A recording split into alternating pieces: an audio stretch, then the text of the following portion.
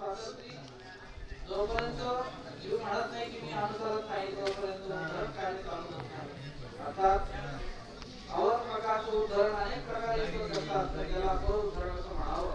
त्या सृष्टीमध्ये परमेश्वर जीवाला ज्ञान देऊन उच्चत्व करतात आणि त्या सृष्टीमध्ये परमेश्वर स्वतः जीवातून अपेक्षा करतात की एक जन्म मला द्यावा आणि तोच परिभ्रमणाचा महाराष्ट्र परिभ्रमण केलं. अधिकारी जीवाला घेऊन ज्ञान देते. अनेक घटना वेगळा बोलावा अनुसरणाला प्रेमाला विमुक्त करून स्वामी उत्तरापंथीकडे प्रयाण केले आणि आपल्यासाठी आसन दान असलेला ईश्वरीचा जपत आसन दान परी जे आहे परमेश्वराची, त्या आसन दान परीमध्ये सुद्धा की जेणे प्रकारे तो परमेश्वर आपल्याला मिळेल प्राप्त होईल. खडकाला जर कपाळ घेतलं तो परमेश्वर मिळणार नाही, परंतु निश्चितच त्या परमेश्वराची अशी जरी जर आचरली तर परमेश्वर